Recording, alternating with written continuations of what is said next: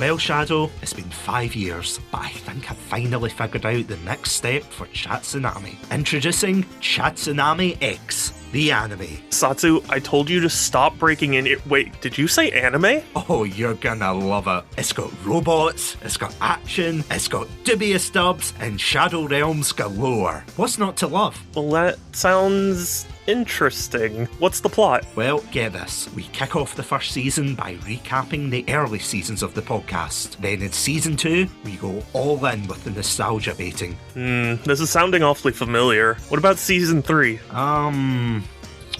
Space tree people? I'm sorry, what? Big old tree people with swords and... come on, it'll be great. Just look at the script. Satsu, did you steal a Sonic X script from Sega? Wait, where's Moth? She's, in the Shadow Realm. Definitely didn't set her timer to escape for 5 minutes or anything. Is that code for trapped in the Sega vaults again? The point is, do you think I would be that stupid? I mean, come on, Shadow. You know how good I am at calculating things. But I also failed math class, so there is that. Welcome to Satsunami, everybody. Now, if you'll excuse us, go, go, go, go, go! Hello everybody and welcome to the first episode of Sonic Anniversary Month. My name's Satsunami and joining me is none other than the long overdue guest is SuperShadow271. Yes, it's me.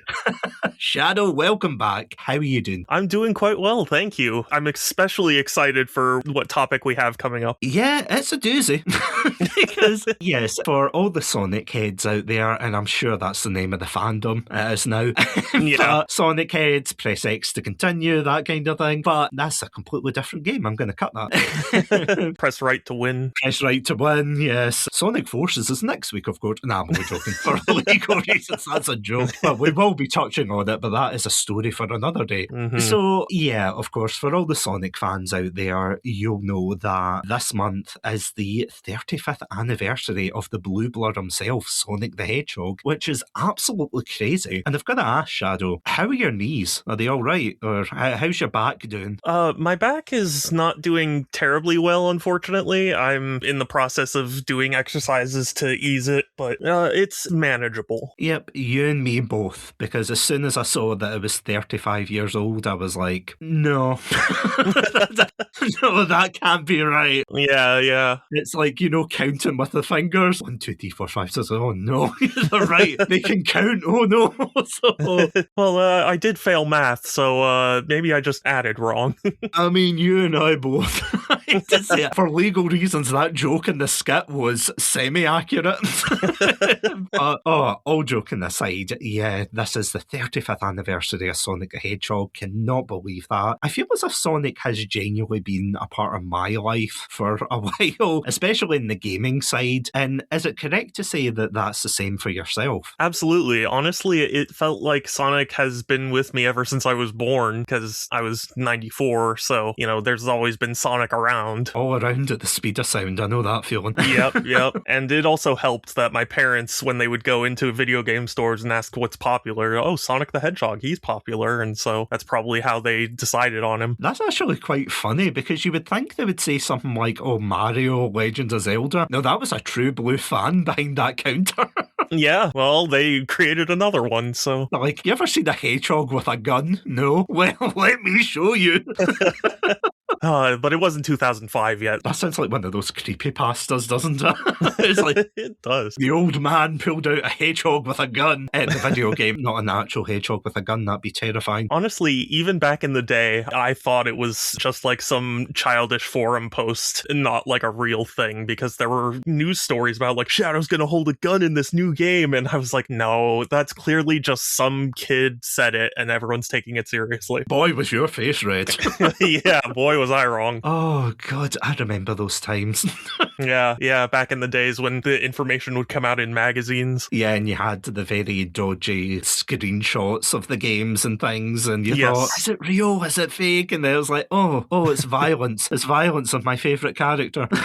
Yeah. And speaking of very strange screenshots, of course, the topic that we're going to be talking about today is none other than the anime adaptation Sonic X, which came out in 2003. That doesn't help my knees. It came out 2 years before Sega decided, hey, let's give Shadow the Hedgehog a gun. Yeah. I would have loved to have seen how they adapted that in Sonic X. Oh my god, that would have been so funny. Because I remember I rewatched a lot of this in preparation for the episode. A lot of it I genuinely forgot. But one of the things that really stood out to me, and it's something that they did in I think it was a Spider-Man series as well, was that they gave the guns laser sounds. So the police are shooting real firearms and they're all going pew, pew, pew. And you're like, yes. Do you think kids are stupid? To some extent. I mean, I was a big Yu-Gi-Oh fan back in the day, and both Sonic X and Yu-Gi-Oh were dubbed by 4Kids, and 4Kids is notorious for censoring stuff. So in some ways, I did fall for it, but also, yeah, it's pretty obvious what they were censoring. Yeah. The Shadow Realm to the dungeon, it's like... dark energy discs. That still makes me laugh every time. We need to do an episode on Yu-Gi-Oh, but that still makes me laugh. I would love that. The fact there's an episode where there's a giant buzzsaw and all they did was put a purple filter around it when it's a dark energy disc. It's like, I'm sorry, but if you go to B&Q, Home Depot, any of these like DIY places, you're going to see that's not a dark disc energy saw. It baffles the mind and boggles the brain. The technology and money required to create such a thing seems wasted to just make it into a saw blade. I mean, I would hate to see what the DIY would be like in their shop, in their home.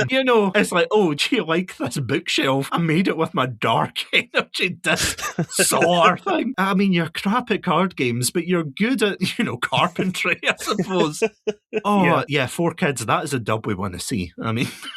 Yeah. Oh, but my dream adaptations aside, of course, you're completely right. This was dubbed by 4Kids, which is the very much infamous dubbers of the time, especially in the early 2000s, because as you said, they did things like Yu-Gi-Oh!, they did Sonic X, they did Pokemon at some point, I'm sure. Yeah, they did. And they did One Piece as well. Yeah. Which is absolutely crazy. Although, fun fact, and this is just me bragging at this point, but I actually got to see, the voice of Luffy from the 4Kids dub, Erika Schroeder, I think her name is. Yeah, I got to see her at Comic-Con. Oh, that's cool. Yeah, I just want to point that out. there's no side tangent. I just want to be like, that was so cool. Because we went to PowerCon in Glasgow and she was doing a speech talking about her voice acting career. Really fascinating stuff, but not a lot of 4Kid bashing there, which I think is a very wise decision because obviously you don't want to, insult your employer or whatnot, at least not in public. Don't bite the hand that feeds, Yeah, unlike us, which unless 4Kids decide they're going to hire us for any VA work, we're going to go at them because, they had some very questionable dubs. Like, as we said jokingly, instead of dying, it would be things like, the Shadow Realm characters would just straight up disappear or vanish. My favourite one is, I remember seeing this ages ago in the One Piece dub, and I think it was, the shark, this does not narrow it down at all, but it's like the shark face guy in the first couple of seasons, and he takes one of the characters, I think it's Nami's mum, he kills her in the Japanese dub, but in the English dub, he turns around and says something like, take her to the dungeon. And it's like, you're not going to see her again. I'm going to be honest. Yeah. One of my favorite dubs that they did, censors, is in Yu-Gi-Oh! 5Ds, there's a scene where a kid is being electrocuted and he's screaming in pain. And then they have it cut to the people watching the footage of it. And they go, don't worry, he's totally fine. He's just producing that electricity with his mind. Yeah, it's like, that is brutal. Yeah. I feel like that's the opposite of, those PSAs you used to watch in school where it's like, for the love of God, children, don't climb up a pylon, don't go into a power station to get your ball, you will be electrocuted to death. And then there's 4Kids coming in being like, it's okay, he's got magic electric powers. Like, no. I don't even know if 4Kids is still a thing, to be honest. I'm pretty sure they're not. No, I don't think they are, but that is definitely an episode we now need to do. Yes, absolutely. Sign me up. Oh, absolutely. But going back to Sonic X, and I'm quite curious, before we dive into Sonic X, what is your history, see, with the Sonic shows as a whole? Because I remember when I was younger, I saw, I don't know why this was on so often, but I saw things like The Adventures of Sonic the Hedgehog, the one where at the end he has a PSA where he's like, that's no good, the one. The classic. If anyone doesn't know, Google it. I'm Yeah. not explaining. Yeah, and be sure not to watch a YouTube poop, because that is a very popular one to poop. Put that on the t-shirt. That's a very popular one to poop. Yeah, true. I'll make a fortune. Yeah, you will. As well. But I watched that. I watched a little bit of Sonic Underground. Sorry, Sonic Underground. That one. Yes. Which is, it's interesting. And again, that Yeah. could be a whole episode. I think there was Sonic Sat AM, although Yes. it was called Sonic the Hedgehog. It was called Sat AM because it was broadcast on Saturday mornings. Remember when cartoons used to do that? Yep, I remember. I remember. Pepperidge Farm remembers. But yeah, I remember that. And I think that was really it before Sonic X came out. But flipping it on to you, were you the same? Did you watch many of the old cartoons or? Yeah, I was basically the same. I watched a lot of Adventures of Sonic the Hedgehog, and I enjoyed it, but it always felt a little off to me in weird ways. Well, it was very odd. Yeah. I mean, I still have a lot of nostalgia for it, but looking back at it, I'm like, this is just weird. This is so weird. I mean, is that not the same cartoon? You've got Sonic Sat AM, which is about a bunch of animals who are freedom fighters against the nefarious Dr. Robotnik and everything. It's really cool. It's dripping with atmosphere. And then you've got the Adventures of Sonic the Hedgehog, where I think, does he not blow into his hand at one point and a female hedgehog pops out of it or something? I'm sure that happens somewhere, but I don't remember. There's a lot of weird things. I just remember everybody's reaction to those scenes being like, yeah, what the hell is this? Yeah. All I'm saying is, if you're trying to introduce someone to Sonic the Hedgehog, do not start them off with that cartoon, because you're going to lose a friend or close acquaintance, as it were. So yeah, I watched a fair amount of it, although it was always at the mercy of when it was aired, because, you know, back in the day, you didn't get to just choose what you watched. True. Preach. And then I would catch little snippets of Underground and Sat AM, and I didn't really like either of them, so I never made it a priority to try and tune back in. So I don't have much nostalgia, but there are a few moments that I'll look at and be like, oh, I remember that era. I don't have much attachment. To be honest, I'm the same. As you said, I watched it when it came on, but that was very few and far between. So, I mean, compared to something like, say, Pokemon, Dragon Ball, or even Yu-Gi-Oh!, I think outpaced it. I don't know how, but I never really watched it. So, yeah, when Sonic X came out, I was actually really curious, because I feel as if that was the point where my interest in Sonic was really peaking. You know, I've said this a million times in the episodes, but I'm a huge Sonic Adventure fan, and I was really getting into that. I was getting into Sonic Heroes and whatnot. So when this came out, I was like, oh my god, this is so cool. To mixed degrees, I'm going to be honest. Yes. For me, I'm also an adventure fan, and I was starting to get very into Sonic at that point. So when Sonic X came out, I admit I liked the visuals of it, the animation. It all looked very clean. And then I watched the show and had mixed feelings, to say the least. I'm glad we're on the same page here. Because otherwise it'd be a short episode to be like, is it good? Print that in a t-shirt. Is it good? Yeah, well... And on that note, I do think that is indeed the perfect place to, well, grab our rings and spin dash into this, I suppose. Yeah. Again, I'll get on to that. But yes, we will indeed be right back after these messages. Welcome to Satsunami, a Scottish variety podcast that discusses topics from gaming and films to anime and general interests. Join me, your host, Satsunami, as well as the rest of our Satsunami team for our takes on these very important pop culture topics. Sir, it's clearly a trap. I accept your bait! That happens 3 times in the film. Like, every time that general goes, don't do this one thing, he goes, do you know what I'm gonna do? That's the exact It does as well. She had the pointy teeth. What was that about? She looked like Bilbo when he wants the ring back. She did, didn't she? I just want the lightsaber one more time. Parasite says, no, you will get back into your office and work. No, says the man in Zoom. Yeah. Trousers are for the working man. You're bursting into your hotel room. Honey, we need to go. Leave the kids. You can milk an audition. Oh! That's the worst thing you've ever said in any of the episodes. If that sounds like your cup of tea, then you can check us out at our website, Satsunami.com, as well as all good podcast apps. As always, stay safe, stay awesome, and most importantly, stay hydrated. Stay classy and have a banana. This has been Satsunami. I'm sorry.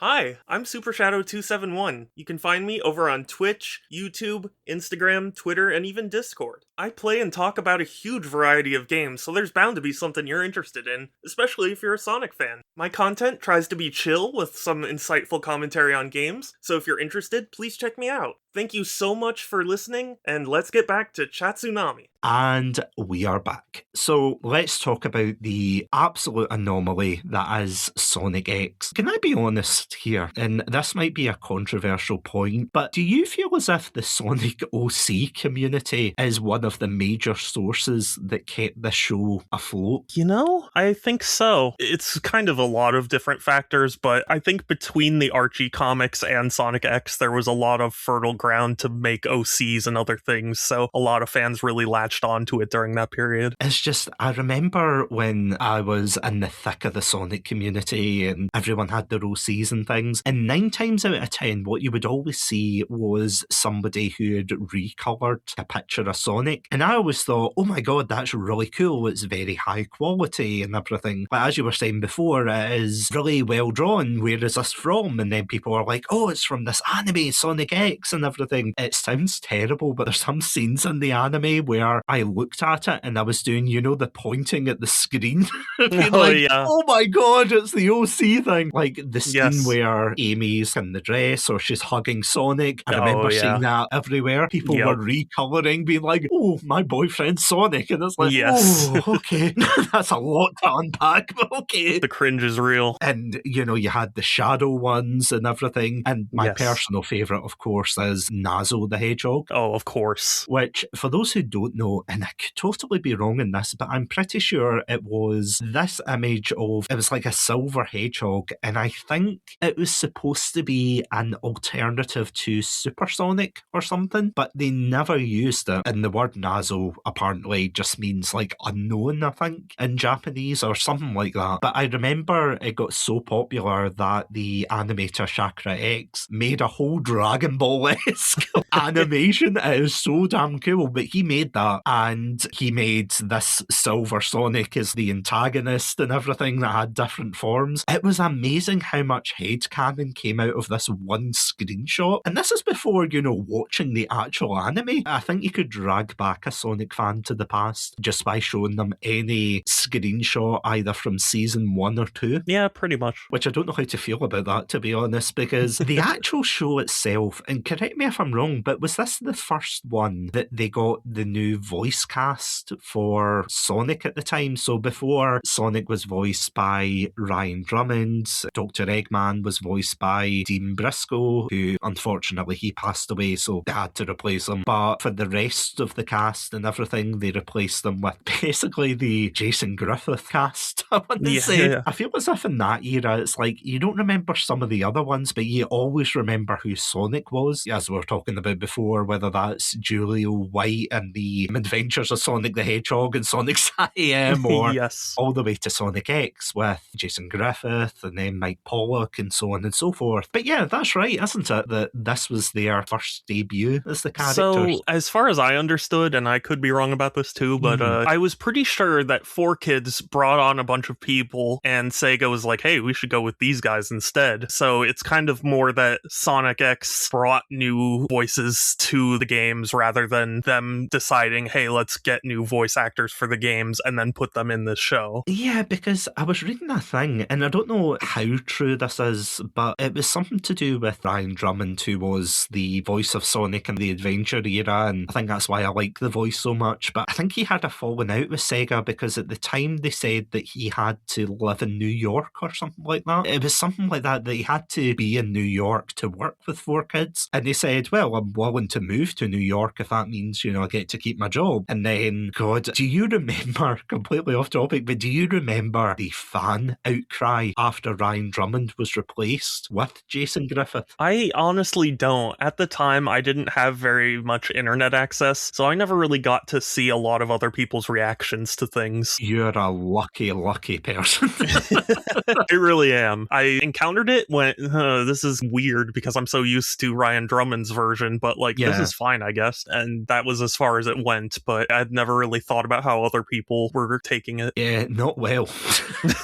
I can imagine. Because as you know, between nowadays and back then, the Sonic community is like a pillar of understanding and compassion. Yeah, absolutely. Definitely go nuts when Sonic's arms change blue, but that's another topic. Yeah, when any change is made ever. Yeah. It's not a good time to be a Sonic fan, Shadow, I'm not going to lie. Yeah. It's not a good time to be a fan of anything on the internet. Yeah, true.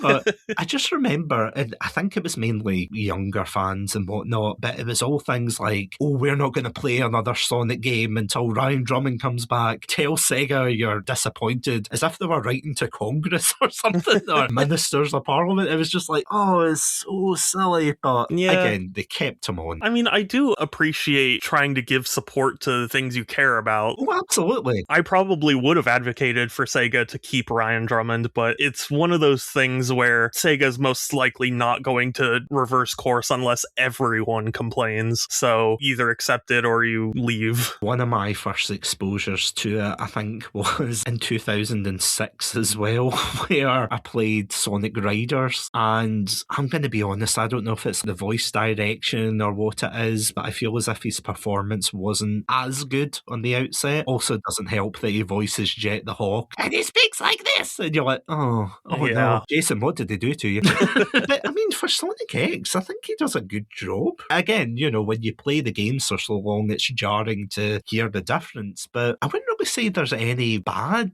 voice actors on this show. Yeah, I'd agree. I think all the voices are very good. Maybe not necessarily the ideal voices of all the characters, but they're all good enough that it doesn't feel bad to watch or listen to. Yeah, I mean, I've seen so many animes that you listen to them and you're like, oh, this is really hard to get through. But yeah, it's an actual struggle to listen to them. But yeah, no, for this, I think they sound fine. I think it's more the dialogue that's a problem. Yeah, the dialogue is probably the sticking point. Because as we were saying and talking about, trust me, we will do an episode on this because it's hilarious, but the 4Kids dub of this is just quite baffling. The only good thing they did right enough, they had a different opening for this. Oh, yes, yeah. I can't even remember what the Japanese one was called, but Japan had theirs, which is really catchy and upbeat, and if you want a bit of energy through your music, definitely go listen to it. Gotta Go Fast was the one for America and everywhere. Did you know Britain got their own one as well? I didn't know that. Whoa.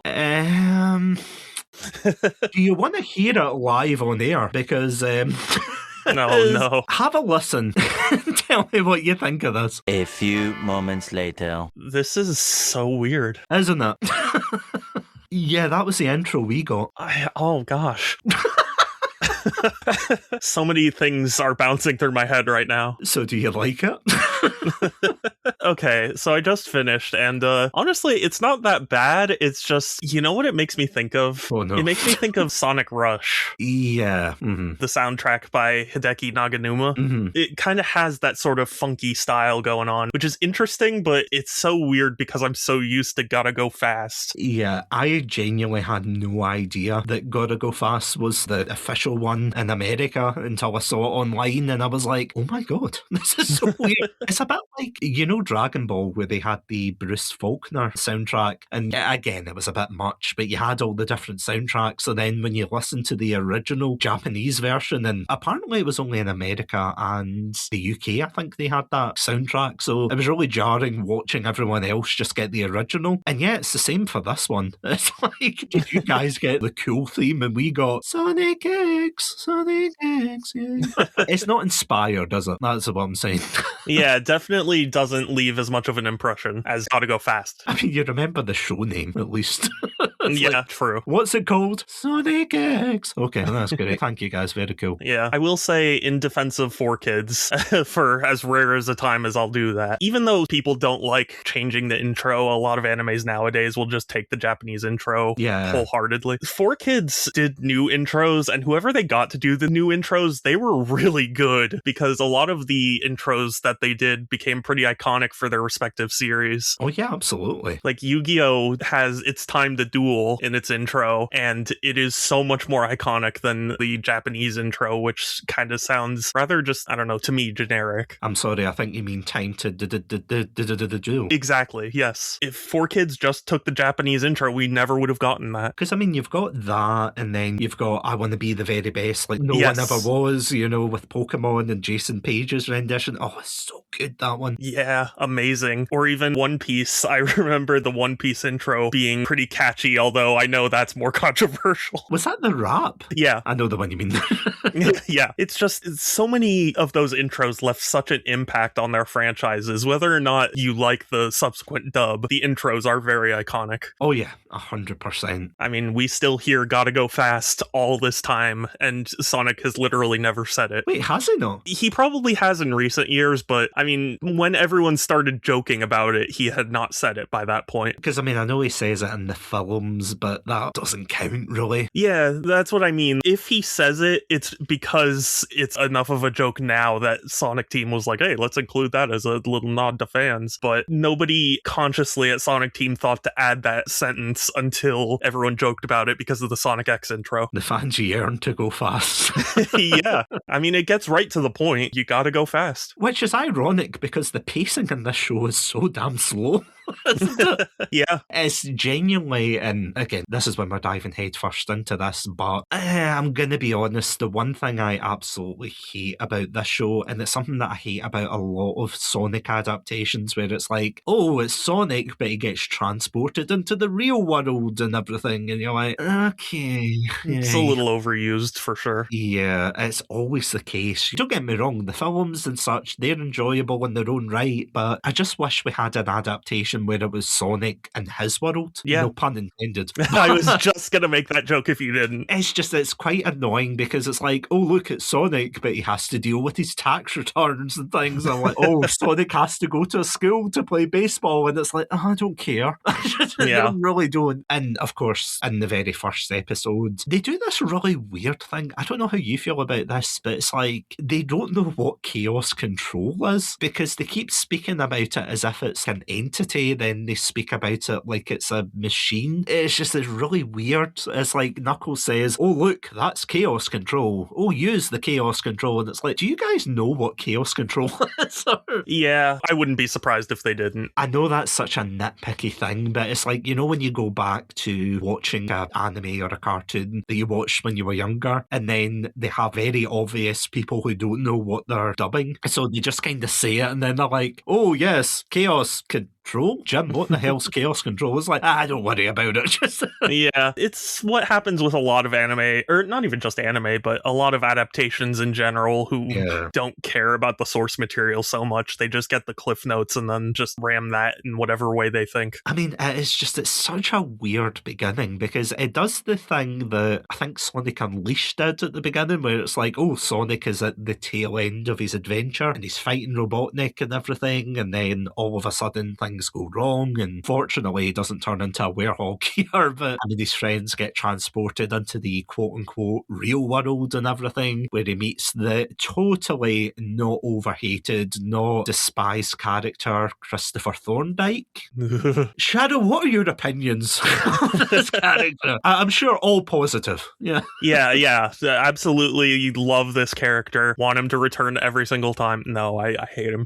Yeah. The kindest thing I can say is that he felt very committee included. Like, oh, we have to include a human kid character to be like a kid's cartoon. It just felt very expected, if nothing else. Yeah, it's kind of the common thing, isn't it? Where they say, oh, kids won't relate unless you look at the world through their eyes, kind of thing. And you're like, we didn't need this. Yeah, they think that having a kid character will help kids connect to all the different other characters. And I don't think that's the case. case. It's a bit like, you know that episode of The Simpsons with the Itchy and Scratchy and Poochie show where Milhouse is crying because they haven't got to the fireworks factory yet? That's how I feel whenever a human character pops up, where it's like, oh look, it's Chris's granddad who's a wacky inventor. It's Mr. Tanaka. Oh, who's the butler? Oh, it's Ella who's the maid. Oh, yay, this is what I want to see with Sonic.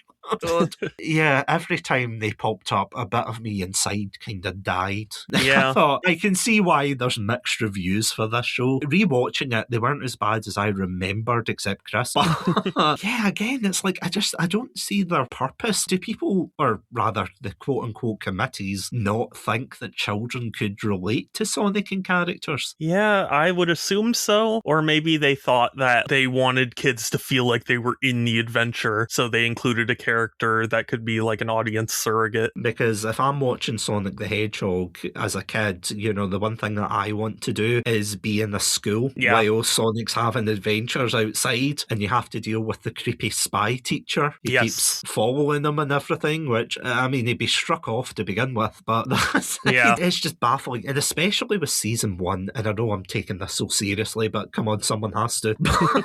Season 1 is just so baffling to me. Purely in the sense of it's a Robot of the Week story where it's like Eggman gets his animation recycled. He's got a whole deck of cards, and I have to admit, I do think that's quite cool. And he puts it inside of this, I don't know, card sorter thing. And you know, his gambling problem isn't getting any better because he pulls like the lever, which, how did they not censor that? I don't think you could, really. It's like he puts them in and the machine sorts out the best robot for the job. And that's what was baffling me, because I'm watching this going, can you imagine for, say, the school episode where they send in a robot teacher? It's supposed to brainwash the kids into loving Eggman, and then it rebels against its programming and all of that. What if the machine was like, do you know what would be hilarious? See if you sent rocket arms into the school. Dark energy arms. Oh yeah, sorry, dark energy arms, of course. He has to return to the other school in the Shadow Realm. Yes, exactly. The Shadow School. He would as well. Yeah. Something I actually do find really weird as well is, and I don't know if you've noticed this, but they try to edit some really weird things. And don't get me wrong, there's an episode, and I think it's the second or third episode, where Sonic, and I remember this vividly because he's got the Vegeta scouter on his head, but it's like he runs to save Cream and Cheese, which, if you're not a Sonic fan, that sentence is going to sound really, really weird. Just assume he's hungry. Yeah, I'm very hungry. Cream and Cheese, they're characters, I swear to God, but he goes to rescue them, and then when he's coming out, these cameras suddenly have laser guns on them, and in the Japanese version, he says, oh shit, and you know, come on Cream, let's go. Which, I understand that. I think, okay, you can't have a swear word like that in a children's cartoon. That's absolutely fine. But then there's other weird ones where it's like they straight up just erase a lot of the Japanese characters and things. I can't remember why. I think there's a Chaos Emerald at the bottom of the sea or something. So they're trying to figure out the best way for Sonic to go underwater and to be able to breathe. And he holds up a sign which I think had some kind of Japanese characters on it, but in the English version it's blank. I vaguely remember this. I just don't know why they didn't put something else on it. Maybe, I don't know, maybe it was just too time consuming for a children's show, but yeah, possibly. They took away all of the Japanese characters wherever it popped up, which is really weird because there's an episode where Knuckles goes to Chinatown and they keep all the characters there, so it's like, couldn't get them all, could you? Yeah. I can appreciate trying to translate things if an important plot point relies on text, but I can't comprehend a lot of 4Kids' censors. As I said, some of them did make sense that felt relatively inappropriate, but the rest of it was like, this isn't needed. I mean, you literally have, and I think I put this in the Discord chat, but you literally have a character who's called Uncle Sam, who's a race car driver. And I feel so stupid, but it didn't click with me until I was rewatching it, and it's like, oh, there's my uncle, Sam. And it's like, you're the end of Fantastic Four. It's like, say that again. Yeah. Why does the police have a Formula One division again? Yeah, just in case interdimensional hedgehogs happen to speed by. I'm sure this is a running commentary or something back then, but it was like, yeah, we've only caught one person this year. It's like, I'm sorry, where is the budget coming from? Yeah. And again, that's a children's anime and everything, and it's not serious, but the way you're just sitting there like, they did not think this through, did they? Yeah, that is my big problem with season 1, is that it feels very aimless in a lot of ways. Like, they're doing things, and it seems like they try and make it seem like it has some kind of consequence, but it's all just kind of the same. It doesn't really add anything to the overall plot, and it doesn't really bring about any interesting topics. It's just there. I had a friend that I tried to get to watch Sonic X because I was like, oh, it's bad for the first 2 seasons, but then the third season, it gets surprisingly good. And my friend made it, I think, halfway through season 1, and he was like, I can't do this anymore. It's so bad. I mean, yeah, it's a rough watch for sure. Especially watching it back. I honestly had to force myself to watch some of the episodes. I have to admit, I may or may not have sped through some of them because I'm like, okay, I get the gist of it. Oh, Sonic's going very fast. He can't slow down. Oh no, how are you going to resolve this? I mean, it's not like he's in the other 100 episodes of this anime. One of the weird ones, I have to say, and I can't remember if I complained to you about this because I definitely complained to Moth about it, was some of the designs of the robots as well, that they don't really feel like Eggman robots at times. It gets a little bit better as the show goes on, but it's like, it feels more like a Cubics villain, which if anybody out there gets that reference, shout out to you, love you. It's like all these robots, they don't have a core design, I wouldn't mind as much if it wasn't for the episode where Knuckles goes to Chinatown and he fights this very female-coded ninja. Oh, yes. Why did Eggman design that? Yeah, Eggman's a known feminist after all, right? Oh, of course. Of all the robots have been very brutal, metallic, hulking machines and everything. And then you get to that episode and you're like, must be real lonely on that island, Eggman, because I don't get it. Yeah. Be honest. But yeah, that's honestly all I can say about the first season. Season's quite, it's aimless. Yeah, it's quite bad. Yeah, I can understand why people skip it and go directly to season 2, which season 2 I would say is a step up, but it does have its issues, doesn't it? Yeah, I would agree roughly. It has some good points, but it still suffers from a lot of the issues that season 1 also had. Because it tries to at least link in more with the games and things like that. It goes through, and correct me if I'm wrong because I'm definitely going to forget one or two of them, but they do Sonic Adventure first, and then they do Sonic Adventure 2, and they only last for like a couple of episodes. It's really, really short. They've got that, then it's Sonic Battle. I remember the fake screenshots that came out after season 3 had aired, and it was like, oh look, they're going to be adapting Sonic 06 and Sonic Riders, and it's like, no, Sonic Heroes as well, and it's like, these are really well made, but it's not happening, guys, come on. Yeah. I liked the idea of remaking the game stories in like an anime style, but it was so short and it ultimately is kind of pointless that it just doesn't really add that much. I admit there is one episode in season 2 that really gets to me, and this is probably because I'm a big Sonic Adventure 2 fan, but there's an episode where Eggman has to deal with the aftermath after Sonic Adventure 2, and I thought that was a really interesting concept for an episode because Eggman has to repair the moon that he blew up. Oh yeah.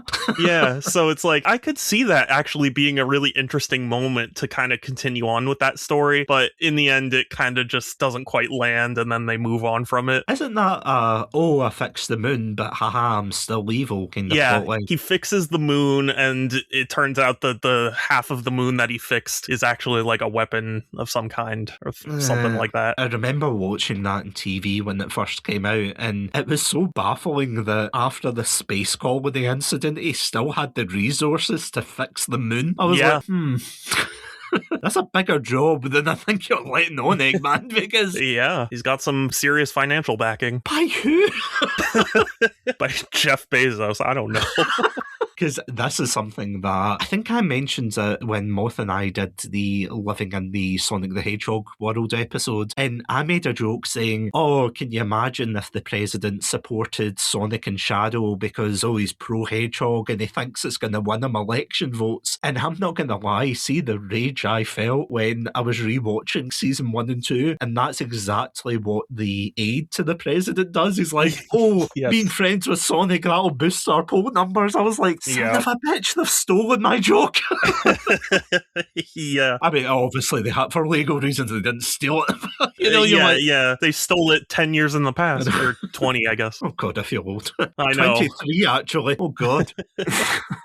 But yeah, season 2, it's a bit of a mix. I feel as if it gets a little better. This is going to sound like such a nitpick, but I really don't like E102 Gamma's voice in it. Yeah, I didn't either. I know that's such a nitpick for anyone who's not a Sonic fan, but in the original Sonic adventure game, he had a deep robotic voice, this presents a problem and everything. And he was like a former Eggman robot that then decided to rebel and free his fellow E-series robots. Honestly, it's a fantastic storyline, but they give him like a really high-pitched voice, and I don't know why. Again, that is a nitpick compared to some of the stuff they pull in this series, but it's like, it's interesting. But I think what is most interesting, and this is when 4Kids really get into their element, is when they start doing the Gerald Robotnik and Maria stuff, which, for those of you who don't know, that is one of the core stories in the Sonic the Hedgehog canon and everything, where Shadow was created on this space station called the Space Colony Ark, and the military did not like that idea of a big weapon being inside there, so they arrested / gunned down everybody in there, including a young girl and a grandfather, and it's like a very serious topic, and I feel as if for the most part they do an okay job with it, but other bits they definitely don't. Like, I sent you the clip, do you remember this, where Shadow's walking through the forest and Chris comes out of the trees and he's like, hey, that's not Sonic, and Shadow does this weird thing where he turns around to Chris and he goes, Maria. Yes. I had to pause it. I was like, there is no way this is real. But it's weird because every time he looks at him, he keeps going, Maria. What are your thoughts, Shadow? Adapting the games, they did an okay job, but the introduction of Chris Thorndike does mean that they have to create their own reasoning to include him, and he does not fit all that well, would you believe? Really? So naturally, any character that interacts with him is going to come off as strange. I mean, how many people do you think watching it see when Shadow does the chaos control and he teleports to the Space Colony Ark, but Chris is holding on to him, so he teleports him up? How many kids do you think were like, put him in the exploding space pod? I mean, definitely at least one, because that would be me. Yeah. If there are no more Chris Thorndike haters, then I'm dead. Yes, yeah. I just think the main problem with him is he's just kind of there. He's a very inoffensive character, but I feel as if because he's shoehorned into every single story beat that they have to have him in some way. And I did laugh at the fact that Sonic, when he gets to the world, is a bit of a dick towards Chris. He hates him. He's just like, I don't care, I'm going to do my own thing. And it's like, oh, it's Sonic, you have to stay here or the military will get us. And he's like, haha, I don't care, not my problem. And he runs away. You're like, wow, the guy saved your life and you are being horrible to this guy. The worst thing I think they did, other than the weird Maria plot line, which again, Maria. It sounds so gross.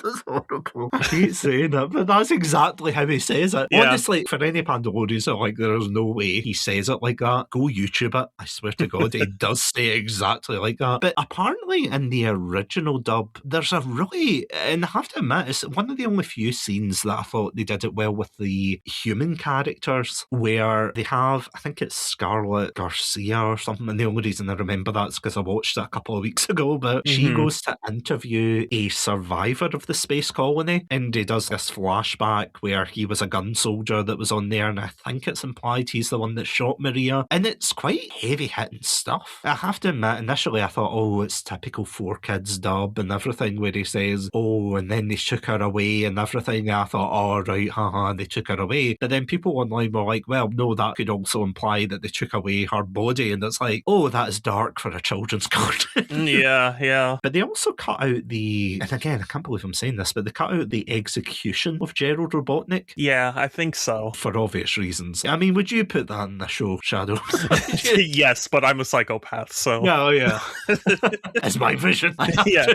Which, again, they have the real guns with the pew-pew sounds, and it's like, yes. Okay, fair enough. But I think the worst thing they did in that particular part of the anime was that they took out Live and Learn, would you believe? Yeah, I mean, I do love Live and Learn, so I will never complain at somebody bringing it, but... That's one of the few things I genuinely don't understand, and it's like the climax of that particular saga where Shadow and Sonic, they turn super, you know, they defeat the Bio-Lizard, or Final Hazard for all you fans listening. Yeah. You know, they defeat him and everything, they do the Chaos Control, and if you watch the original Japanese version, yeah, it's like they teleport to the sound of Live and Learn in the background. It's really cool, but I can't even remember what they do for the English dub. I don't remember either, to be honest. It's been a little while. Generic action sounds. It's like, yeah. And then that's really the end of season 2, isn't it? Where it's like, oh yeah, Shadow's dead. Enjoy, kids. Shadow's dead. No, sorry, Shadow's in the Shadow Realm. The thing that I do find surprising genuinely is how at the end of season 2 that they finally go back to their home planet, much like Poochie. Yeah. They go back to their home planet and then they start having adventures there. Did you genuinely expect that? See, when you were watching it, did you expect them to ever get home? Or did you think that they were going to be trapped in the Chris Thorndike dimension? Yeah, I really did think that they were going to be trapped with Chris Thorndike forever. But aside from my depiction of hell, I did think the end point of the series would be, okay, we finally returned to our own dimension so we can have our own adventures without, you know, all the other characters. But that isn't necessarily what happens. And thank God for that. Yeah. I mean, personally, if the series had ended after season 2, I would have been very dissatisfied. But thankfully, it didn't. How angry are we talking here? Or just disgusted? Yeah, I was going to say angry is a little bit of a strong word. I would just say frustrated. It would have been like a, I don't know, 5 out of 10 in terms of anger and an 8 out of 10 in terms of disappointment. My day is ruined. My disappointment immeasurable, of course. Yeah. Because it's quite a happy ending, you know. You know what, though? I remember after watching season 2, because I watched the whole series pretty late after the series had aired, and I remembered thinking to myself, why am I putting myself through this? I should just stop. Why am I even bothering to go on with the 3rd season? So if it had just been the 2 seasons, I probably would have ended off with the feeling of, man, I really wasted my time. There was nothing worth going in there for. Who's my favourite Sonic fan? Not anymore. Yeah. It's not looking good, lads. Let's hope Sonic the Hedgehog in 2006 will be better. No. Don't worry, that's next week's episode. Yes. Honestly, see, as a summary to season 1 and 2, I feel as if there are some highlights of it. Again, maybe it's nostalgia pandering in me, where I was like, oh, look, it's the thing from the game, and oh, look, it's the characters and everything. But yeah, I mean, there's 1 or 2 good episodes with the human characters as well, like the one where Sonic, and it's one that I didn't mention when we were talking about season 1, but the one where Sonic and I think it's Helen, one of Chris's friends, who she's a girl in a wheelchair, and he just basically understands that she can't get around without her parents and things, so he takes her around all of these places, and meanwhile the military of the government's trying to get him to go to a party in the White House, and I'm like, oh, it's so silly, but again, it's like a good kind of silly. Yeah. But that is such a good episode, and it's really sweet and heartfelt, which is such a shame compared to half the rest of the season. Yeah, true. I think season 2 had ups, but I say there are more downs than ups. Which is sad because it had more ups than season 1. Yeah, exactly. It was better than season 1, but it's not a high bar to clear, so... Do you still talk to your friend after that? Yes, I do, but our relationship is different now. Yeah. I can imagine. It's just like, no, I'm not accepting any recommendations. Thankfully, he still accepts my recommendations because I recommended he play Metroid Prime back in the day, but I definitely put that to the test when I recommended Sonic X. It actually reminds me of when my friend Andrew and I were doing an episode on, I think it was the anime tropes one, and he was saying, you know, when you recommend an anime, but you kind of hesitate with some of them because they have particular problematic tropes or things, and you don't want people turning around and looking at you and going, is this what you're into? Yeah. Season 1 of Sonic X is like, really? Is this the bar you're entertained by? It's like, I swear to God, it was different. There was a lot of OCs. What's an OC? Oh, well, we're going down the rabbit hole here. And again, see, in terms of animation as well, one thing that I find really frustrating is, and it's something that a lot of early 2000s cartoons did at the time, they have a combination of hand-drawn animation, or maybe it's digital animation at that point, and they've got the really bad 3D CGI animation. It irritates me. See when Sonic grabs the ring and then he turns into that 3D ball? Yeah, oh man, it's always very jarring to look at. There's honestly loads of scenes like that where it's just all of a sudden, oh, it's 3D, and you're like, oh, didn't finish that animation, did we? Yeah. For legal reasons, that's a joke, but yeah, it's a tough watch at times. And see, before we wrap up and talk about season 3, can I just point out one thing that I also really don't like about this show? What? The saxophone, the soundtrack. Again, not the intro. The intro's great, the American and Japanese intro. Bangers, certified bangers. R1, not so much. See the musical cues for a lot of the characters whenever they pop up, especially for Rouge. Oh, yeah, true. Yeah, I didn't realise how bad it was. It's not bad, it's worse. It's actually somehow worse. I thought, how can you be that bad? Because it is every time. So, for those who don't know, Rouge the Bat is literally the female bat, and that's really all I could describe. I'm like, yeah, she's a female bat, go figure. Yeah. Every time she appears on screen, she's supposed to be this kind of cat burglar, oh, she loves gems, that kind of archetype. Yeah, femme fatale. Exactly. But every time she's on screen, and I don't know if this is the same for the Japanese version, but every time she's on screen, a saxophone plays. Yes. So in It's a Wonderful Life, when they say every time a bell rings, an angel gets its wings. Yeah. Yeah, every time a saxophone plays... Rouge gets screen time. Exactly, Rouge gets screen time. And I'm pretty sure that she killed someone on screen, but they never acknowledge it. Isn't that one of the pilots from the Adventure 2 arc? Exactly. Where, he explodes and she just kind of goes, okay, and on to the next thing. Yeah, and obviously they're probably like, oh yeah, it's a robot, ha ha ha, but it's like, no, she kicks the hell out of it. Yeah, and there was a pilot in there. I literally sent you a clip being like, did she just kill that guy? Yeah. Genuinely think she killed somebody. The show never acknowledges that. It's like, oh, it's okay, it's a robot. It's like, oh, no, you didn't say that. Batman gets away with it, though. When you play Arkham City and you break someone's kneecaps and throw them off a roof, they're probably dead, but they just don't focus on it, He's not dead, he's just sleeping. Yeah, he's sleeping after being hurled off of a 5-story building. Well, it's the same as Spider-Man as well. It's like, I don't kill people, and then you just hammer kick them off the building. You're like, ooh. True. Although in Spider-Man's defense, I actually did see what happens to the body, and they automatically get webbed to the side. I mean, it's not a great solution, but it is at least a little more clear what happens. And don't let me catch you in Manhattan again. Spider-Man, I'm dying. Please. Yeah. Give me my misery. Yeah, seriously. God. And speaking of putting us out of misery, that was a great segue. Yeah, A+. We get to season 3, which is the third and final season. And I'm going to be honest, I don't know why they suddenly shifted gears and why they cancelled Sonic X after this. It gets better, that's all I'll say. Fun fact, one of the writers that they got on for season 3, which is Kyoko Yoshimura, actually wrote for Sonic Unleashed as well, and wrote for this season. Where were they hiding her?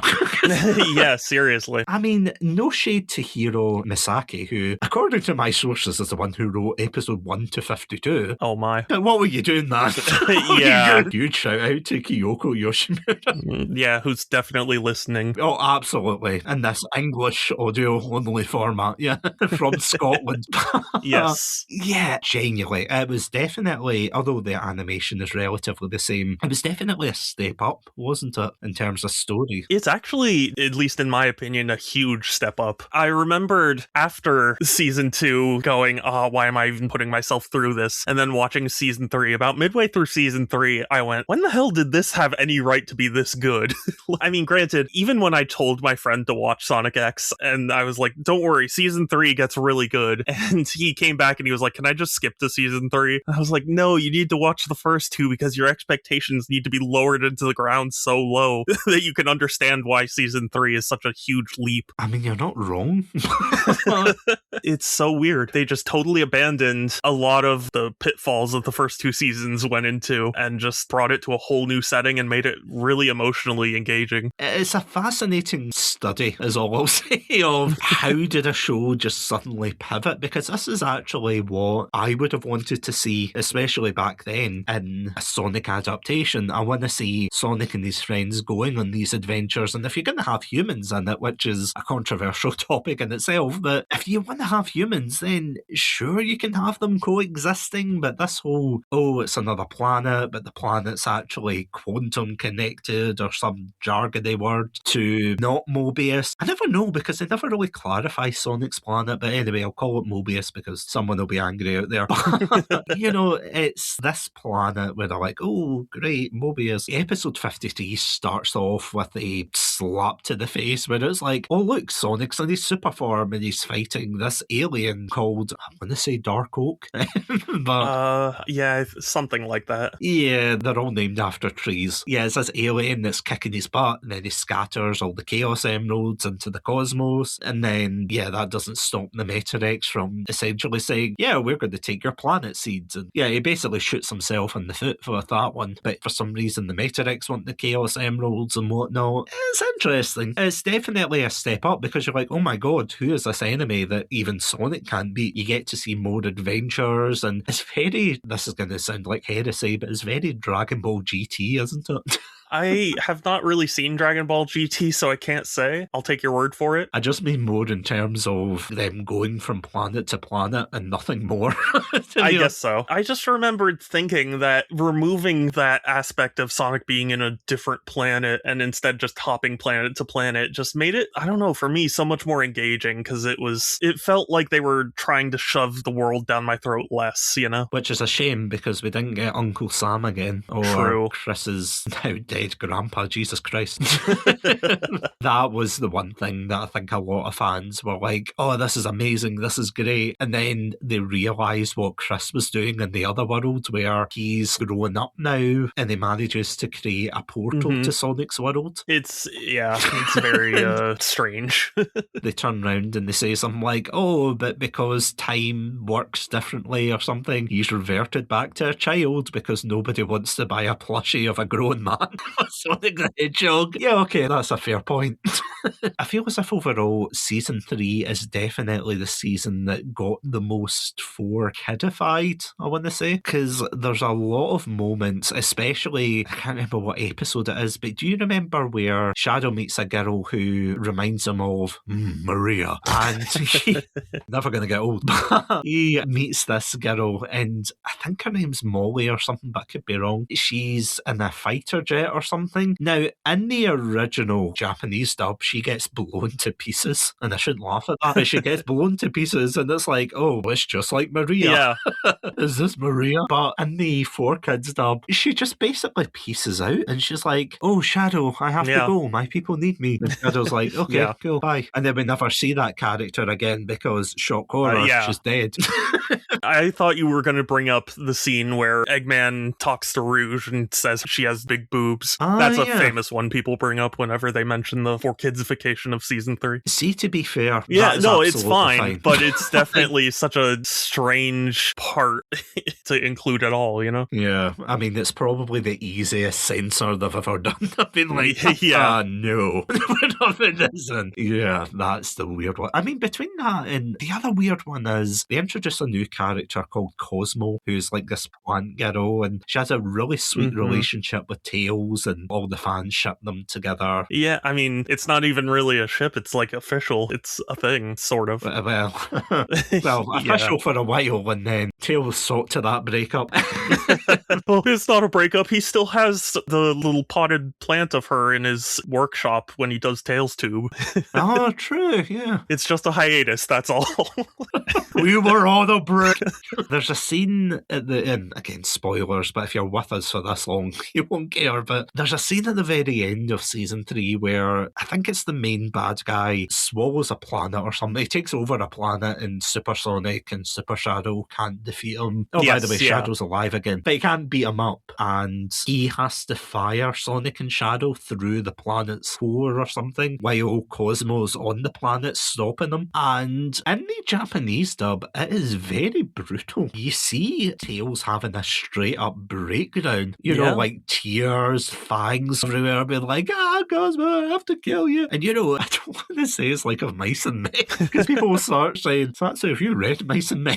Tell me about the Chaos Emerald's Tales. If you get that reference, yeah, huge shout out to you. But anyway, yeah, so he shoots her with this massive cannon and everything, and he's probably crying, and he blames Sonic for it and everything. Whereas, and I can slightly understand why they toned it down, but yeah, it's like in the English dub, it's, oh no, Cosmo, you're my friend, and there's some tears there, and she's like, haha, do it, you coward. And he goes, you know what, you're right, I should do it. Wow, thank you. And then that's it, and you're like, Yeah, it doesn't hit as hard, but I will say I still cried for Tails at the end of Sonic X. Oh yeah, it's heartbreaking. But for a whole show that you had to endure Season 1 and 2 of. Yeah, that's why I said earlier that you kind of need to watch Season 1 and 2 to understand just how big of a leap this is in quality. But if you had told me after I had watched Season 2, you're going to care about the characters so much that you'll cry when the series is over, I would have been like, there's no way. It's not possible. Because, I mean, you have a lot of fan service moments as well with Super Sonic versus Super Shadow. You've got Shadow versus Knuckles at one point. You've got all the action. You've got quite possibly one of the most iconic parts of Sonic history. And I genuinely, to this day, I need to study this scene and see how I can apply it to the podcast to get it popular. Before I go on, do you know what scene I'm talking about here? I think so. Dark Sonic. Oh, yeah. There's literally a scene where, and I don't like how it concludes, and this will make me sound like a maniac, but there's a scene where Chris and Cosmo get kidnapped by the evil Metarex for some weird reason, and Sonic crashes out, he takes a meltdown right there and then they bring out these two Metarexes, and he's really proud, being like, oh, this one's based off your speed, this one's based off your power, and then Sonic's like, yeah, I'm going to go Dark Sonic now. What? Yeah. And he just destroys them in seconds, and that one shot of him as Dark Sonic, it's like, how did that have such a grip on people back then? Yeah, the 2000s were a different time. Well, we gave a hedgehog a gun. I think we can safely assume that was going to do numbers. True. Yeah, I never liked the way that scene ended when Eggman goes, oh, stop complaining. Yeah. They're fine. And you're like, oh, we're not going to get more Dark Sonic after that? It's like, no. Yeah. That was it. That's literally, see the game, see the extended media. I don't know if the other media did it, because Sonic X had comics that were tied into the Archieverse. Of all things, they had a educational leapfrog game. Oh yes, I remember that. You'll probably know this better than me, but is that not like a really rare piece of gaming, like memorabilia? To my understanding, it's not. I thought it sold decently well to the point that it's not too expensive, but it's the most desirable of all the leapfrog games, or Leapster, or whatever console it was. Clearly the Switch, yeah. Yeah. Back in 2000. 2006, Jesus. Or I sorry, know. 2007 it was, Yeah. which is crazy. That's the only adaptation we've had. Well, sorry, except for that one infamous fan game, to Sonic Omens or something like that. Yeah, I don't quite remember now. Thinking overall with this anime, it's fascinating to see how it had such a grip on the fandom, but at the same time, the reactions were so mixed to it. Yeah. I mean, would I be right in saying this is quintessentially Sonic? Yeah, I think you'd be right in saying that. I mean, especially for the early 2000s. True. And I'm sure that next time you stream, you're going to be recommending Sonic X to everybody. You might be disappointed.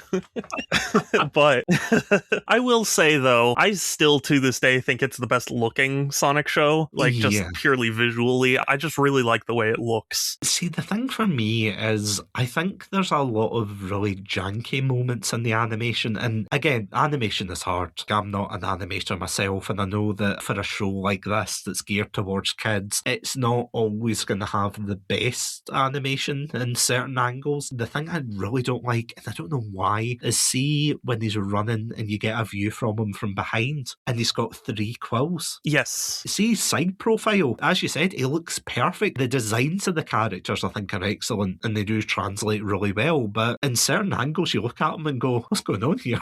Yeah, it's definitely not a perfect looking show by any means, but if you were to tell me to make a Sonic show, I think it would look the most like Sonic X. Sonic X was one of the last few Sonic shows that was animation, wasn't it? 2D, I mean, yeah. Yeah. Because, I mean, Prime was 3D.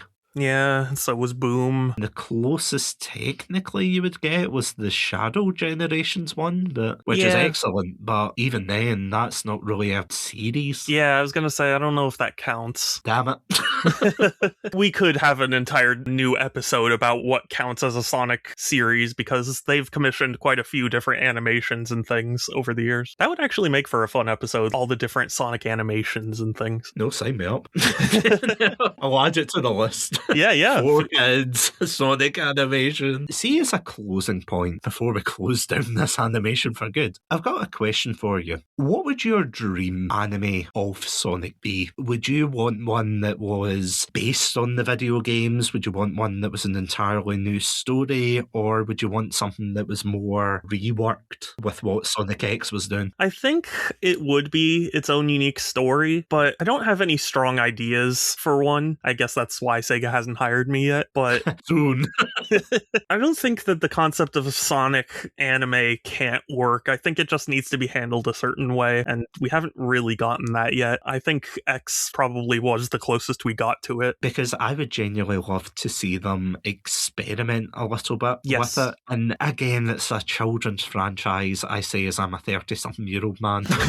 Yeah. You know, I get it's for kids and things, so maybe they won't. I mean, maybe they will nowadays because a lot of the fans have grown up and they slip in references to the old games and things, but I would like to see them experiment a bit more if they ever did an anime. One of the things that I am genuinely fascinated with is, I don't know if you've heard of, Star Wars Visions. Oh, yes. I haven't seen it, but I did like it in concept. I would love to see that idea, but for Sonic, and for anyone who doesn't know, that is more or less a anthology series where they get different animation studios in to do 20-ish minute episodes. Some better than others, obviously, but the fact of the matter is it's all experimental, it's their expression. Halo Legends also did a similar thing, but if you go all the way back to season 2 of our podcast, you'll know that my co-host did not like that show. Not at all, but again, it would be a really cool thing to play with. Otherwise, I think I'm with you. I think that I would have liked to have seen them just do their original world, or even the worlds that they explore in the comics or the games and things nowadays, because they seem to be a lot more consistent than they used to be. So granted, I hope they don't do the thing where they're like, that's great, we're doing an anime. Anyway, Roger Craig Smith, what are you doing next week? Oh, it doesn't matter because we're not hiring you. I mean, hot take, but I'm ready for a new Sonic voice actor. And again, no shade to the actor because he is fantastic in all the roles he's played, but Yeah. I feel as if he's been there for longer than most Sonic actors, which, Yeah. I mean, I could totally be wrong in that, but I think he's been there since, 2010? Something like that, yeah. Yeah, I mean, it's pushing 16 years now. I mean, fair enough for keeping him for so long. Yeah, I mean, he did announce that he was stopping and then announced that he was going again, but Yeah, what's the deal with that? I have no idea. Yeah. I wish I knew, because I would be very curious to see what the talks were like. Remember years ago when you would get people vague posting on social media and they'd be Yes. like, I'm deleting all my accounts, don't message me, blah, blah, blah. And then literally the next day it'd be like, hey guys, what's up? I'm back. And you're like, okay, that detox didn't last long, did it? Yeah, that basically is what Roger Craig Smith did. I mean, I wonder if they're going to ask him to come back for Resident Evil or something. Which, I mean, he hasn't been back since, I want to say 5, which I keep forgetting he's the voice of Chris Redfield in that game. So it's really jarring when you hear his voice and you're like, is that Sonic Frontier Sonic you're channeling there? You know what's really jarring? I've been watching some animes recently, and Mike Pollock is actually in a surprising amount of them. Oh, yeah. So it's so weird that it'll just be like, wait, Eggman? Yeah, the one that really caught me off guard was an anime that Moth and I reviewed on here called My Happy Marriage. And it's like this story about a woman who's in a terrible situation. She's married off to somebody else and everything. Oh, yeah, I've seen this anime. It's got a lot of good moments, but there's a scene where she goes back to her family home and it's Dr. Robotnik who's voicing. Yes. Yeah. Welcome back, my child. You're like, Eggman? There's another one, that time I got reincarnated as a slime, and he plays like a orc general, but it still sounds like Eggman. So, all these orcs are like, oh, no, kill, yeah. And then it's suddenly like, you cannot stop me. It's like, oh my god, that's Eggman. Back away before I make mincemeat out of you. I know, different voice actor, but still. Yeah, I mean, it's just so jarring to hear all those voices come out of other characters. Yeah, he's one of those voice actors that genuinely, he's just so distinctive. I was talking to you before we came on that I was playing that Claire Obscure game, and one of the characters in that is voiced by Andy Serkis, of all people. Gollum. Oh, yeah. Somebody said that, oh, did you hear Andy Serkis yet? And I'm like, no. I'm sure I'll hear him, though, later on. And then all of a sudden I was like, wait, that character that I met all the way back in Act 1 and everything, that's who he plays? Because he's just so versatile with the way he talks. But yeah, Eggman, I think maybe it's just because we're so used to the Sonic franchise that we're like, yeah, I would spot you a mile off. But to wrap up things, if we've learned anything from this episode, it's watch season 3 of Sonic X and then pretend the first 2 don't exist. Yeah, or just assume that the first 2 seasons were atrocious so you can have your expectations, at the right place for season 3. Yeah, they were lost in the Great Fire. Yeah. What Great Fire? I don't know. Yeah, the gap, but yeah, the Great Fire of Netflix. It was terrible. So there's only 1 season of Sonic X. It's a shame. Yeah, terrible business. I think that's what Moth is looking for just now. She's looking for season 1 and 2. You know what bothers me? They put Sonic X on Blu-ray, but they didn't put it in HD, so it's just standard definition on a Blu-ray disc. So what's the point of that? Yeah, that's a great question. The only thing I could possibly imagine is Blu-ray does fit more data, so maybe they were able to fit more episodes onto less discs, but even still, it's a weak excuse. Pathetic. What they do have, which I found interesting, was I think they brought it out for, the Game Boy. Oh yeah, the Game Boy Advance, yeah. There was a couple of episodes that they brought out for the Game Boy Advance, and it's like so jarring to know that was one of the few that they put their resources into. Yeah. And I mean, I am totally not Googling in the back. Jesus, Mary and Joseph. So I decided, Pandalorians, in case you're wondering, where can I buy this anime? And I just typed in Sonic X DVD. First one comes up, Sonic X DVD Volume 1 to 13 complete set, £236. Oh my goodness. Sonic X Complete English Dub series for another one on Amazon, that's £51. Why is this so expensive? Yeah, and then this one is the Japanese dub. Oh my god. Why do I get the feeling that this one's going to be way more expensive? Surprisingly, it isn't. Wow, okay. $47. Yeah, I mean, still more than I would pay, but it's an option. Put that in a t-shirt. Sonic X, it's an option. Yes, yeah. Oh, if you've got the Sonic itch. It's a choice. It's a choice. And it's weird to think that Sonic X came out, it's like the 12th anniversary, I suppose, of Sonic. Yeah. Or rather, the 12th year of Sonic, which, interesting. It's baffling that they never, and maybe they did, like, I can't remember when Sonic Prime came out, but they never really continued that trend of saying, oh, we could have a show every 5 year, 10 years. But then again, I suppose it might not have been as profitable, and especially with the dark age of Sonic in the 2000s, I feel as if that probably would have hindered opportunities, let's just say, for a show to be developed. But we'll always have the fan edits, I suppose, you know, of Mephiles and Sonic X and Silver as well. I remember that one. Do you like waffles? Yeah, I like waffles. Yeah, it's undeniable. It has quite the legacy, but I don't think it's that great as just a show on its own. I thought you were going to say that YouTube video. Well, I mean, yeah. Yeah, for anyone who doesn't know what we were talking about there, yeah, it was just like a dub of a waffle song, I think. Yeah, it was just one of those catchy songs that made by Perry Grip, I believe. They just put Sonic X clips over it, but it got so popular. It was everywhere, wasn't it? Yeah. Yeah. And yeah, it was just Sonic singing that he loves pancakes and waffles and things, and people complain about brain rot nowadays, but that was our brain rot, wasn't it? Yeah. Oh, and on that depressing note, that is the perfect place to, well, X marks the spot. I can't believe I've not made that joke. X marks the spot to end the episode, but in all honesty, Shadow, thank you so much for coming on. Thank you for having me. Honestly, it's been an absolute blast, but before you grab that power ring and decide to spin dash off the screen, which totally looks cool in this audio-only format. Yeah, and I'll be in 3D. Yeah. Surround sound, 420p on a Blu-ray disc. Yeah. Where can the amazing Pandalorians at home find your content? Well, if you want to check me out, I am SuperShadow271 on Twitch and YouTube, and also on Blue Sky. I'm not going to lie, I thought you were going to say Blu-ray there. Maybe one day I'll have a Blu-ray, but not yet. Just you narrating over all the episodes of Sonic X. Yeah. It's just my reaction to every episode. Now, did you know Sonic swore in this episode? Yeah. God, I still want them to leak the recordings they did of the Shadow the Hedgehog game where they were swearing a lot. Oh, God, yeah. I want to hear it. Again, that's another episode that we need to do. Yes. Just a deep dive into Shadow the Hedgehog. Yeah. But until that fateful day, and if you want to keep your ear to the ground to hear whether or not we release that, then you can listen to our other episodes on our website, Satsunami.com, as well as all good podcast apps. I also want to give a huge shout out to our Pandalorian patrons, Robotic Battle Toaster, Ghostie, and Cryptic1991. Thank you so much for supporting the show. And if you would like early access to episodes, exclusive content, a whole bunch of goodies, as well as Shadow and I's clear watch along, obviously. For legal reasons, that last one is indeed a joke. Then you can indeed check us out on our Patreon page at patreon.com/Chatsunami. This podcast is, of course, a proud member of the Podpack Collective. For more information, check us out on our Twitter/X page at Podpack Collect. But as always, thank you all so much for listening. Stay safe, stay awesome, and most importantly, stay hydrated.